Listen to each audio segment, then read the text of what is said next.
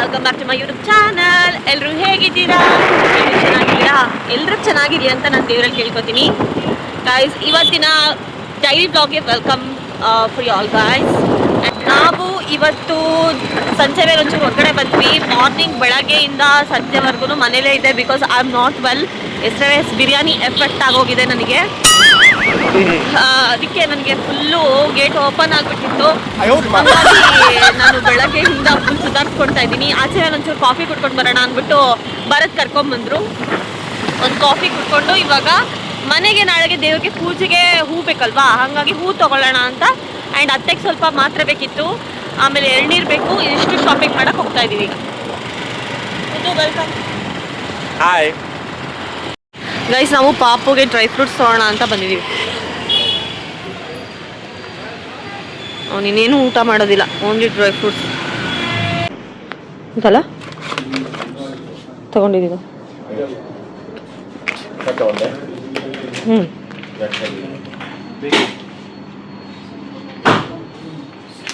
ಪರವಾಗಿಲ್ಲ, ಇವರೆಲ್ಲ ದೀಪದ ಎಣ್ಣೆನೂ ಮಾರ್ತಾರೆ. ನಾನು ಬರೀ ಡ್ರೈ ಫ್ರೂಟ್ಸ್ ಅಂತ ಅಂದ್ಕೊಂಡಿದ್ದೆ. ನೋಡಿ, ಎಳ್ಳೆಣ್ಣೆ ಇದೆ, ಕೊಕೊನಟ್ ಆಯಿಲ್ ಇದೆ, ಎಣ್ಣೆಗಳೆಲ್ಲ ಇದ್ದಾವೆ. ಹೂ ಇದನ್ನು ಎಷ್ಟು ಬಿಡಿ ಹೂವು ಏನು ಬೇಕಲ್ಲ? ಇದು 130, ಇದು 40. ಯಾವ ಕಡೆ ಇದು 30-40 ಇದೇ 30, 40. ಅದೇ ಗೊತ್ತಾಯ್ತು. ಹಾಕ್ಕೊಡಿ. ಇದು ಜಾಸ್ತಿ ದಿನ ಇಲ್ಲ, ಎಲ್ಲ ಡ್ರೈ ಆಗೋ ಒಟ್ಟಿನಲ್ಲಿ ಹೂವು ಜಾಸ್ತಿ ದಿನ ಇರ್ತದೆ. ಹೌದು, ಇದನ್ನೇ ಕಟ್ಬಿಟ್ಟು ಅವ್ರು 120 ರೂಪಾಯಿ ಮಾರ್ತಾವ್ರ ಕಿಲಾಡಿಗಳು ಅವರು. ನನ್ನ ಮಲ್ಲಿಗೆ ಇಟ್ಕೊಂಡಿಲ್ಲ ಇವತ್ತು ನೀವು? ಯಾರು ಅರ್ಧ kg ಇತ್ತು, ಅದನ್ನೂ ಅಷ್ಟನ್ನು ತಗೊಂಡೋರು. ಹೌದಾ, ಪೂಜೆ ಇಡ್ತೇನೆ ನಾನು ತಗೊಂಡೋಗ್ಲಿ. ಏನಪ್ಪ ಅವ್ರ ಮನೇಲಿ 50 ರೂಪಾಯಿ ನೋಟ್ಗಳು ಏನವ? 130, 50. ಸರಿ, ಥ್ಯಾಂಕ್ ಯು.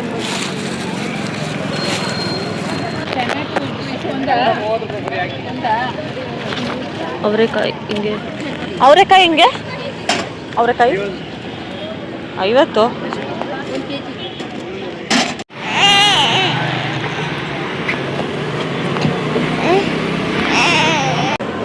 ಡಿ ಮತ್ತೆ ಯು ಅಂತ ಆಯ್ತಲ್ಲ ಅದು.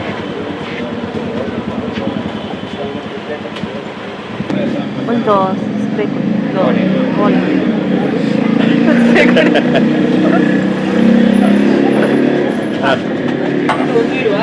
ಚಿಕ್ಕದಿದೆ, ಸ್ವಲ್ಪ ದೊಡ್ಡದಾಯ್ತೇನಲ್ಲ, ಸ್ವಲ್ಪ ಚಿಕ್ಕದು ಬರ್ತಲ್ಲ. 350. ಆಯ್ತಾಯ್ತು. ತಗೋಕಲ್ಲ, ಕಣ್ಗೆ ಹಾಕೊಂಬಿಟ್ಟೆ. ಆಮೇಲೆ ಹೊಟ್ಟೆ ನೋವಿನ ಮಾತ್ರ ಇಸ್ಕೊಂಬಿಡ್ಲಾ? ಕಾಲ್ ಕೆಳಗೆ ಅಲ್ಲಿ ಇದು ಕಡ್ಜ ಬಿದ್ದಿದೆ ನೋಡಿ, ಕಡ್ಜ. ಆಮೇಲೆ ಅಲ್ಲಿ ಜಿರಳೆ ಓಡಾಡ್ತಿತ್ತು. ಈಗ ತೆಗ್ದು ಹೊರಗಡೆ ಹಾಕಿ ಪ್ಲೀಸ್. ಏನು ಆಗಲ್ಲ, ಬಂದ್ ಕಚ್ಚುತ್ತೆ ಮಗು. ಅದು ಸತ್ತೋಗಿದೆ. ಸರಿ, ಗೊತ್ತಿಲ್ಲ. ಅವಳ ಬಾಯಿಲೆ ಹೇಳ್ಬಿಟ್ಟು ಸೊದೋಗೈತೆ ಕಡ್ಜ ಬಂದು ಎದ್ದು ಬಂದು ಕಚ್ಚೋ ಕಡ್ಜ ಯಾರು ಕಂಡು ಹಿಡ್ದಿರೋದು ಕಡ್ಜ? ಅಯ್ಯೋ, ಫೋನ್ ಬಿಸಾಕ್ಬಿಟ್ಟ. ಎಷ್ಟ್ ಸತಿ ಫೋನ್ ಬಿದ್ದೈತೆ ನಾವು. ಈ ಫೋನು ಎಷ್ಟ್ ಸತಿ ಬೀಳ್ಸವ್ರೆ ಅಂತಾನೆ ಇಲ್ಲ. ಅಷ್ಟು ಸಲ ಅವಾರ್ಡ್ ಕೊಡ್ಬೇಕು. ಅಲ್ಲ, ಪಾಪು ಓಡಾಡ್ತಿರ್ತಾನೆ, ಅದಕ್ಕೆ ಹೇಳಿದ್ದು ಆ ಜಿರಳೆನ ತೆಗ್ದಾಕ್ಬಿಡಿ. ಜಿರಳೆ ಎಲ್ಲ ಐತೆ ಈಗ ಹಾರ್ಸ್ಕೊಂಡ್ರಿ ಇಲ್ಲಿ. ಚಿಟ್ಟೆ. ಹೌದಾ? ಅದು ಜಿರಳೆ ತರ ಆಗ್ತಾ ಇತ್ತು ಮಾತ್ರ. ಜಿರಳೆ ಕಂಡ್ರೆ ಭಾರಿ ಕಣ. ಎದಕ್ಕೆ ಫ್ರೆಂಡ್ಸ್ ಇವ್ರಿಗೆ ಏನಿಲ್ಲ. ತಟ್ಟೆ ಬಂತು. ತಟ್ಟೆ ಎಲ್ಲೋಗಿತ್ತು? ತಟ್ಟೆ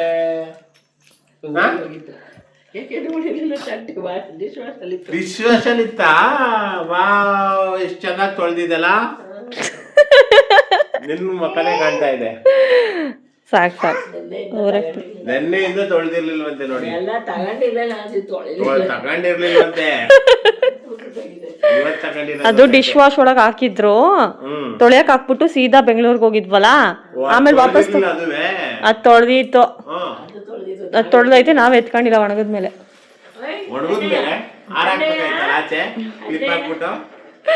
ಎಲ್ಲ ಪಾತ್ರೆ ತಗೊಂಡೋಗಿ ಹಾರಾಕ್ಬಿಡಿ, ಕ್ಲಿಪ್ ಹಾಕ್ಬಿಟ್ಟು. ಒಣಗದ್ಮೇಲೆ ತಗೋಬೇಕಾಗಿದ್ದು. ಅದ್ರೊಳಗೆ ಒಣಗುತ್ತೆ. ಓ ಅದು ಬೇರೆ ಇದೆ ಅದ್ರಲ್ಲೇ.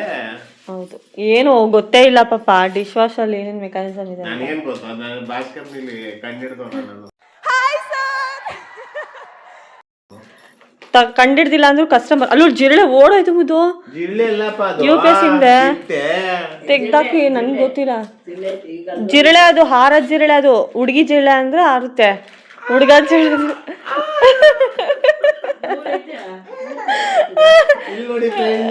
ಚೆನ್ನಾಗಿ ನಗ್ತಿದ್ದಾನೆ. ಹುಡುಗಿ ಜಿರಳೆ ಹಾರುತ್ತೆ, ಹುಡುಗ ಜಿರಳೆ ಸುಮ್ಮನೆ ಇರ್ತದೆ. ವಾರೇ ವಾ, ಎಂತ ಕಂಡಿಡ್ತಿರೋದು ಫ್ರೆಂಡ್ಸ್ ಇದು. ಯಾರ್ಗಾರು ಗೊತ್ತಿತ್ತ ಸೈನ್ಸ್ ಸ್ಟೂಡೆಂಟ್ ಅಲ್ಲ, ಈಗ ನೀವ್ ಅನ್ಕೊಂಡಿದೀರಾ ಎಲ್ಲಾ ಜಿರಳೆಗಳು ಹಾರುತ್ತೆ ಅಂತ? ರೆಕ್ಕೆ ಇರೋದೆಲ್ಲ ಹಾರುತ್ತೆ ಅಂತ ನನಗೆ ಗೊತ್ತು. ಇಲ್ಲ ಇಲ್ಲ, ಎಲ್ಲಾ ಜಿರಳೆ ಹಾರಲ್ಲ, ಒಂದೊಂದು ಜಿರಳೆ ಮಾತ್ರ ರೂಮಲ್ಲಿ ಟಕ ಟಕ ಟಕ ಅಂತ ಹಾಕ್ತಿರುತ್ತಲ್ಲ, ರೆಕ್ಕೆ ಇರುತ್ತೆ. ಅದಕ್ಕೆ ರೆಕ್ಕೆ ಇರುತ್ತೆ ಅಲ್ಲ, ಅದು ಹುಡುಗಿ, ಅದು ಅದಕ್ಕೆ ಹಾರಾಡಕ್ ತುಂಬಾ ಇಷ್ಟ. ಅದಕ್ಕೆ ಹುಡುಗಿನೇ ಅದು, ಹುಡುಗಿನೇ ಅದು, ಅದೇ ಹಾರಾಡ್ತಿತ್ತಲ್ಲ ಹಂಗ ಗೊತ್ತಾಯ್ತು. ಗೈಸ್ ಗೈಸ್ ಸಿಕ್ತ ಸಿಕ್ತ ಸಿಕ್ತು. ಅಯ್ಯೋ ಪಾಪ ಎದ್ರಕಂತ ಇದ್ದಾನೆ, ಹೋಗ್ರಿ ನನ್ ಕಿರ್ಚಿದ್ಕೆ ಹೋಗ್ರಿ, ಮತ್ ಭಯ ಆಗಲ್ಲ ನನ್ಗೆ. ಇಲ್ಲ ಮಜಾ. ಕಾಡಲ್ಲಿ ಹುಲಿ ಜೊತೆ ಆಟ ಆಡ್ತಿದ್ದೆ.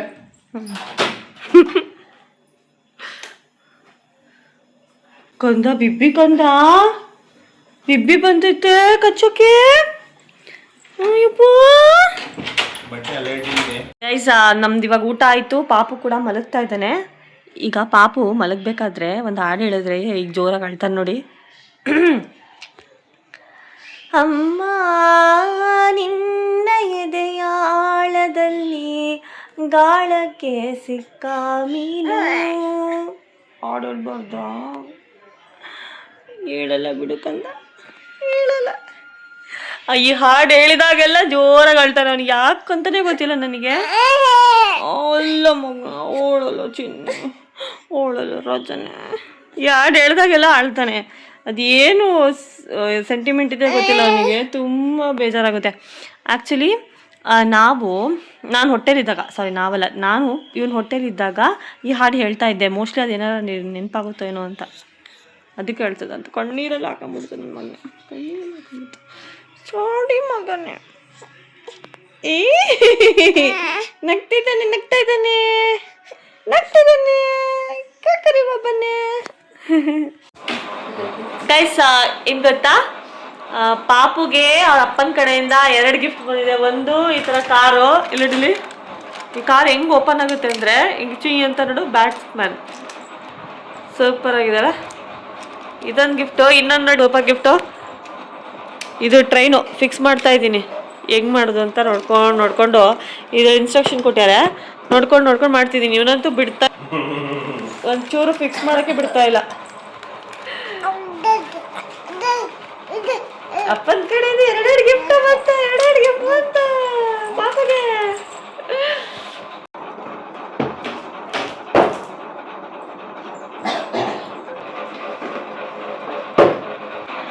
ಎಷ್ಟು ದೊಡ್ಡ ಟ್ರೈನ್ ಮಾಡಿದ್ದು. ನಾವು ಚಿಕ್ಕವರಿದ್ದಾಗಲೂ ಒಂದು ಟ್ರೈನ್ ಇತ್ತು, ನಮ್ಮಪ್ಪ ತಂದ್ಕೊಟ್ಟಿದ್ದ. ಅಯ್ಯೋ ಟ್ರೈನ್ ನೋಡಲ್ಲಿ, ಟ್ರೈನ್ನ ಇವತ್ತೇ ಊಸ್ ಮಾಡಕ್ ಬಿಡ್ತಾವ್ರೆ, ಟಕ ಟಕ ಅಂತ ಕೆಳಗೆ ಬಾಗ್ಬಿಡ್ತು. ನಮ್ಮಪ್ಪನೂ ಇಂಥ ಟ್ರೈನ್ ತಕ್ಕೊಟ್ಟಿದ್ರು ಫ್ರೆಂಡ್ಸ್. ಆದರೆ ಅದು ಸ್ವಲ್ಪ ಚಿಕ್ಕದಿತ್ತು, ಅವಾಗ ಚಿಕ್ಕ ಬರ್ತಿತ್ತು ಏನೋ, ಅದಕ್ಕೆ ಚಿಕ್ಕದಿತ್ತು. ಇದು ನೋಡಿ ಎಷ್ಟು ಉದ್ದಕ್ಕೈತೆ. ನನ್ನ ಮಗ ಫುಲ್ ಸೂಪರ್ ಆಟಾಡೋಕ್ಕೆ ಇಲ್ಲ, ಆಟಾಡ್ತಾನೆ ಇಲ್ಲ, ನಾನೇ ಆಟ ಆಡ್ಬಿಡ್ತೀನಿ. ಬಿಡ, ಇವಾಗಲೂ ಎಲ್ಲ ಎಳ್ದಿ ಅವನ ಟ್ರೈನಲ್ಲಿ ಆಟಾಡೋಕ್ಕಿಂತ ಇದೆಲ್ಲ ಮುರಿದಾಕ್ಬೇಕು ಅವನು.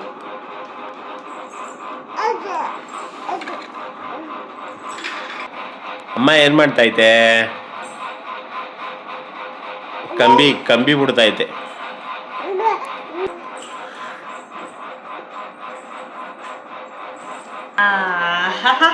ಗೈಸ್ ನೋಡಿ ಫಿಕ್ಸ್ ಆಯ್ತು, ನೋಡಿ ತೋರಿಸಿ, ಫಿಕ್ಸ್ ಆಯ್ತು ನೋಡಿ, ಟ್ರ್ಯಾಕ್ ಫಿಕ್ಸ್ ಮಾಡಿದ್ದೀನಿ. ಸೂಪರ್. ಈಗ ಎಂತ ಚಂದದ ಟ್ರ್ಯಾಕ್ ರೆಡಿ ಮಾಡಿದ್ಯಲ್ಲ, ರೈಲ್ವೆ ಡಿಪಾರ್ಟ್ಮೆಂಟ್ಗೂ ಗೊತ್ತಾಗಿಲ್ಲ.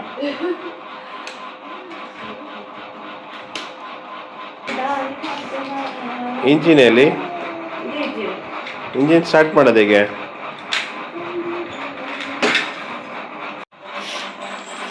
ಶೆಲ್ ಹಾಕ್ತಾವ್ರೆ. ಆ್ಯಕ್ಚುಲಿ ಇದಕ್ಕೆ ಎಲ್ಲಿ ಶೆಲ್ ಹಾಕಬೇಕು ಅನ್ನೋದೇ ಗೊತ್ತಿರಲಿಲ್ಲ ನಮಗೆ. ಆಮೇಲೆ ಯೂಟ್ಯೂಬ್ ನೋಡ್ಕೊಂಡು ಶೆಲ್ ಹಾಕೋದು ಎಲ್ಲಿ ಅಂತ ನೋಡ್ಕೊತಾ ಇದ್ದೀವಿ. ಸದ್ಯ ಗೊತ್ತಾಯ್ತು. ಸ್ಕ್ರೂ ಬೇರೆ ತೆಗ್ದ್ಬಿಟ್ಟು ಹಾಕ್ಬೇಕು ಶೆಲ್ಲು.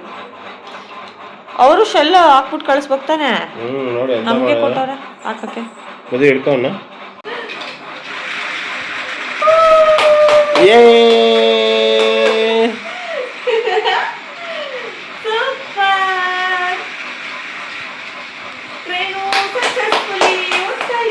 ಲೈಟ್ ಎಲ್ಲ ಬರ್ತೈತೆ ಟ್ರೈನಲ್ಲಿ.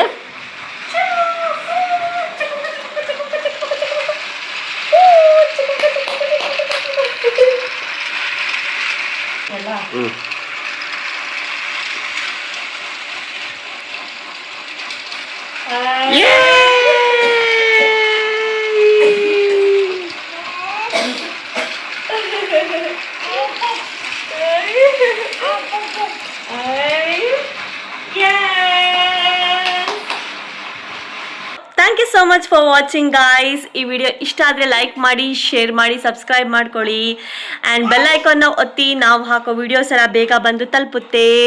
ಬಾಯ್ ಬಾಯ್, ಟೇಕ್ ಕೇರ್.